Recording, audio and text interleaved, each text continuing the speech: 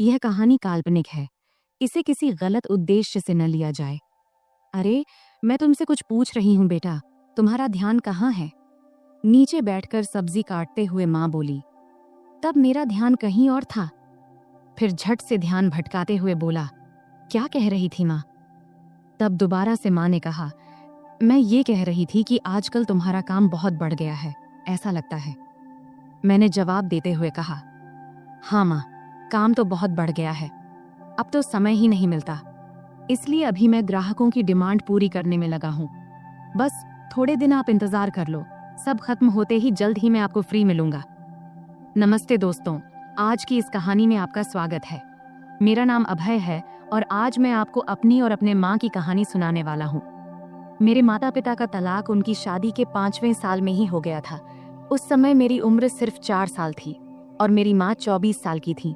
तब मेरे नाना ने मेरी माँ से उनकी दूसरी शादी के लिए कहा, लेकिन तब माँ ने साफ साफ शादी से मना कर दिया था। तब कोर्ट के फैसले के अनुसार पापा हर महीने 40,000 रुपए और रहने के लिए एक घर दिए थे, जिससे हमारी सारी जरूरतें पूरी हो जाती थीं। तब हम एक सोसाइटी में एक बेडरूम और एक किचन के फ्लैट में रहते थे। तब घर में सिर्फ मैं और माँ ही थे, इसलिए हम दोनों एक दूसरे से ही बातें किया करते थे। मेरी माँ का स्वभाव थोड़ा सख्त था, लेकिन हम दोनों एक दूसरे का ख्याल अच्छे से रखते थे। अब मेरी उम्र 28 साल है और मेरी माँ 48 साल की है। मैंने ग्रेजुएशन के बाद फैशन डिजाइनिंग का कोर्स किया था और एक बड़े डिजाइनर के साथ काम करना शुरू किया। वहां से बहुत कुछ सीखने के बाद मैंने अपना खुद का सिलाई की दुकान खोला, जो धीरे धीरे अच्छा चलने लगा। अब मेरे पास बस टेलर काम करते हैं। एक दिन सुबह माँ सब्जी काट रही थी, तब उन्होंने मुझसे पूछा, अभय, तुम किस तरह के कपड़े बनाते हो? मैंने कहा, लेडीज के सभी तरह के कपड़े। क्यों माँ, क्यों पूछ रही हो? उन्होंने कहा, ऐसे ही रे। फिर माँ ने पूछा, साड़ियाँ, ब्लाउज, साया, घाघरा चोली, ये सब भी बनाते हो क्या?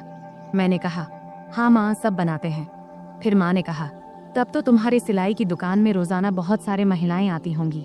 इस पर मैंने कहा, हाँ माँ, बिजनेस किया है तो पुरुष महिलाएं सब तो आएंगी ही ना। फिर आगे माँ ने पूछा, तो बेटा महिलाएं का नाप कौन लेता है? कोई आदमी रखा है क्या? तब मैंने कहा, हाँ माँ, सब मैनेज हो जाता है, आजकल सब चलता है, लेकिन तुम इतना क्यों पूछ रही हो? इस पर माँ ने कहा, मुझे भी कुछ ब्लाउज सिलवाने हैं। मेरी जो दोस्त थी उसने अब काम छोड़ दिया है। मैंने कहा, माँ, आप इतने देर से पहेलियाँ क्यों बुझा रही थी? अगर आपको ब्लाउज बनवाना है तो इसमें दिक्कत क्या है? तुम अपना पुराना ब्लाउज दे दो, मैं टेलर को दे दूंगा, वह बना देगा, फिर लाकर तुम्हें दे दूंगा। इतना सुनते ही माँ ने कहा, मेरा कोई भी ब्लाउज अब फिट नहीं होता है, नई नाप लेनी पड़ेगी। इस पर मैंने कहा, ठीक है माँ, मैं टेलर को बोल दूंगा, कल टेलर आकर तुम्हारी नाप ले लेगा। अब तो कोई दिक्कत नहीं है ना? तभी माँ बोली, बेटा, मुझे ऐसा नहीं लगता कि मैं किसी अजनबी आदमी को अपना नाप लेने दूंगी। मैंने कहा, माँ, अगर आप नाप नहीं देंगी तो फिर ब्लाउज कैसे सिलाएगा? फिर थोड़ी देर सोचने के बाद माँ ने कहा, तू ही क्यों नहीं मेरा नाप ले लेता? यह सुनकर मैं हैरान होकर बोला, मैं? ये कैसे हो सकता है?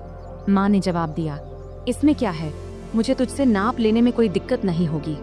अब मैं थोड़ा असमंजस में पड़ी एज गया था, क्योंकि दूर से देखने और किसी को छूने में बहुत फर्क होता है। लेकिन तब यह हाथ आया, मौका छोड़ना भी मुझे सही नहीं लगा।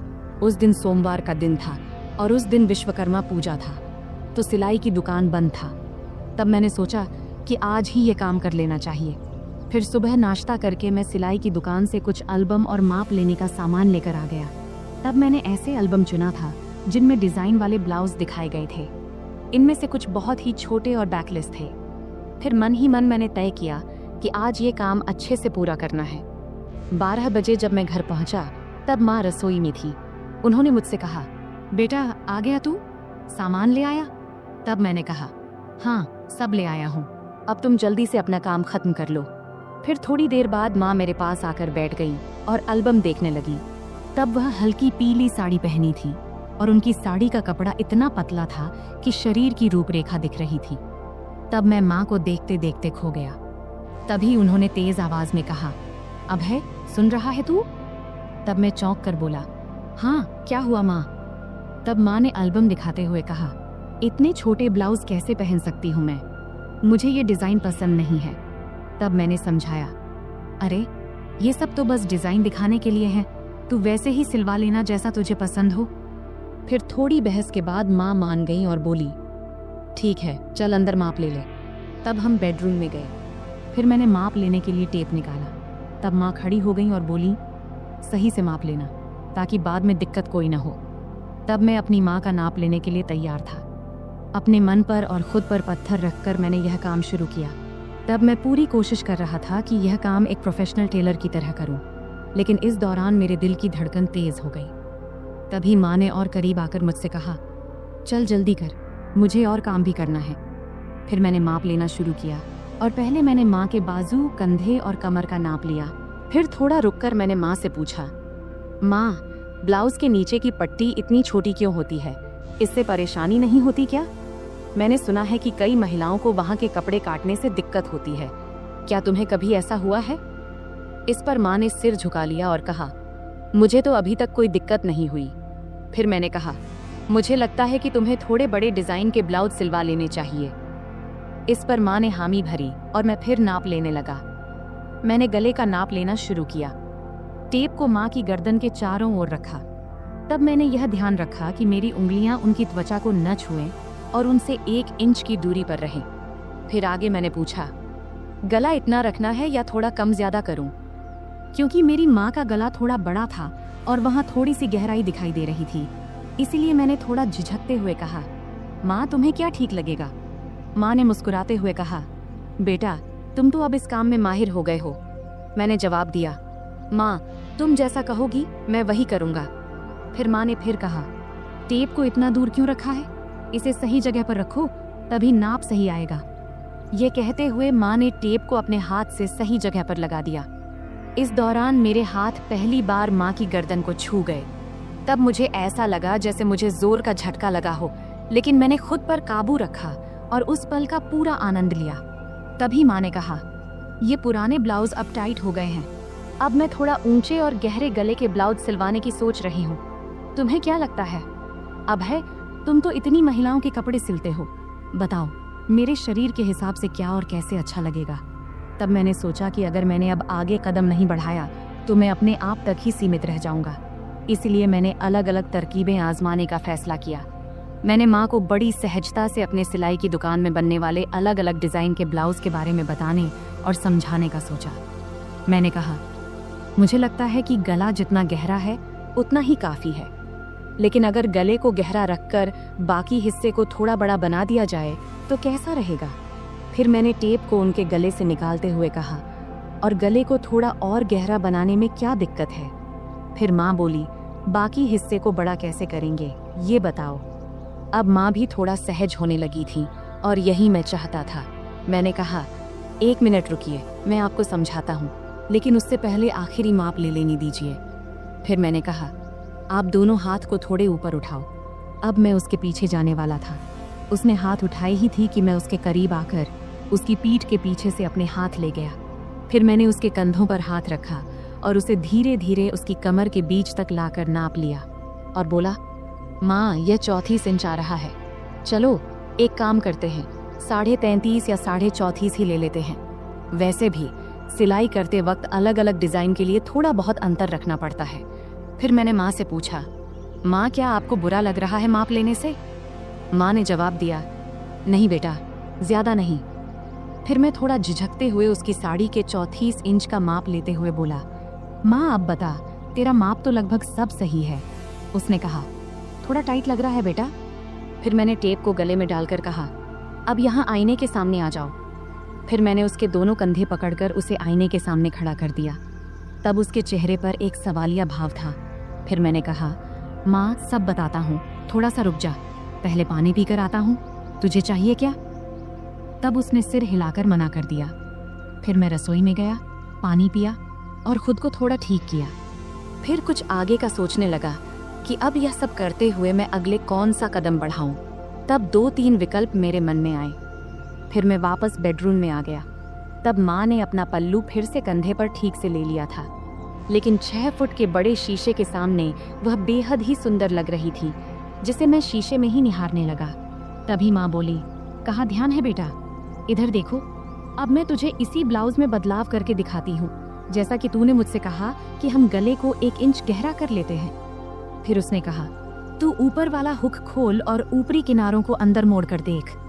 तब उसे ठीक से समझ नहीं आया तो उसने प्रश्न भरी नजरों से मेरी ओर देखी और बोली, मुझे समझ नहीं आ रहा, तू ही कर ले, मैं यह तुझ पर छोड़ती हूँ।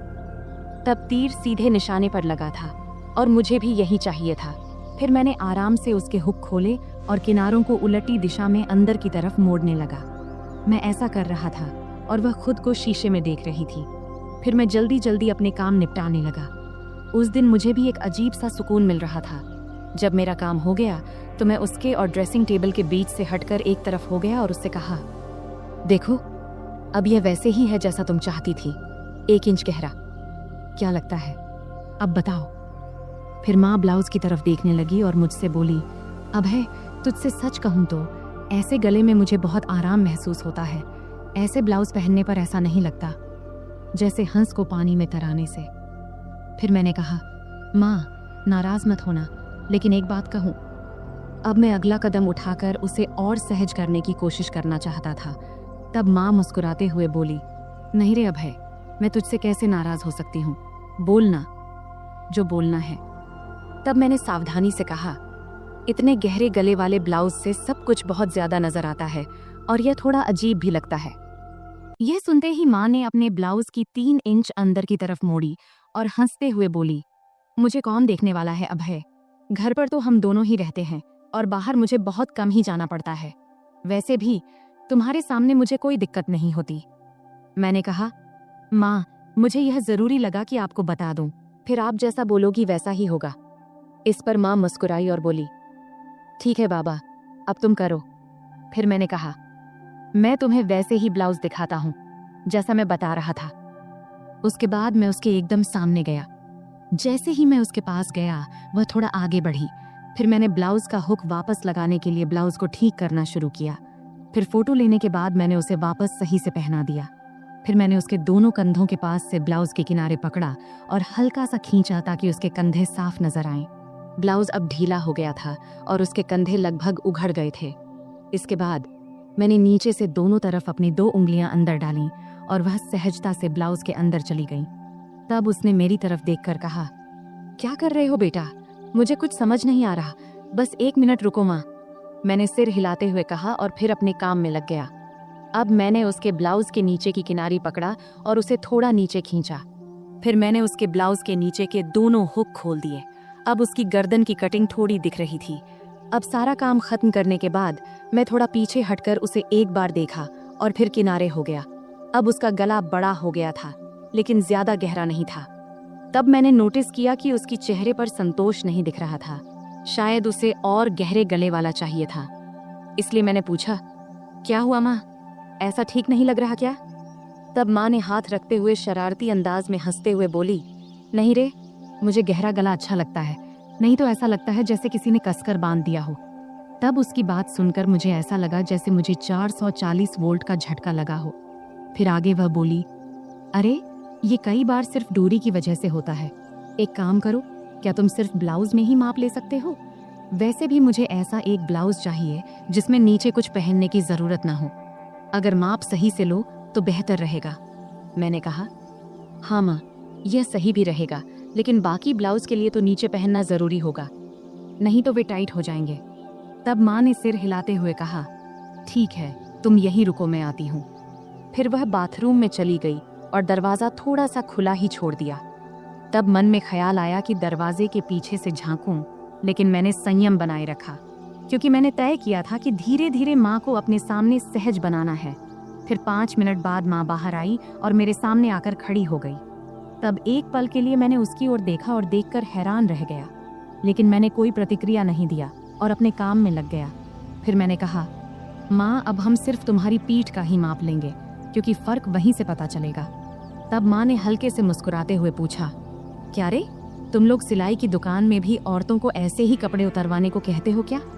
फिर आगे माँ ने अपना हाथ मेरे कंधे पर रखते हुए और शरारती अंदाज में हंसते हुए बोली, तुम्हारी तो मौज है बेटा, इतनी सारी औरतों को संभालने का काम मिलता है। इस पर मैंने जवाब दिया, माँ, मज़ा कैसा? मैं तो अब कुछ खास औरतों को छोड़कर माप लेना बंद कर चुका हूँ।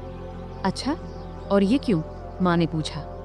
इस पर मैंने जवाब दिया, माँ, कुछ औरतें जो बड़े घरों की होती हैं या जो हमारी शुरुआती कस्टमर थीं, वे मेरे कारीगरों को माप नहीं लेने देती, इसलिए मुझे खुद ही लेना पड़ता है, तुझे लेना पड़ता है। यह कहती हुई माँ पलंग पर बिना आंचल के बैठ गई और फिर बोली, बेटा, तुम्हारी तो मन मोह लेती होगी इन औरतों ने। मैंने मुस्कुराते हुए कहा, नहीं माँ, मैं तो बिल्कुल प्रोफेशनल तरीके से काम करता हूँ।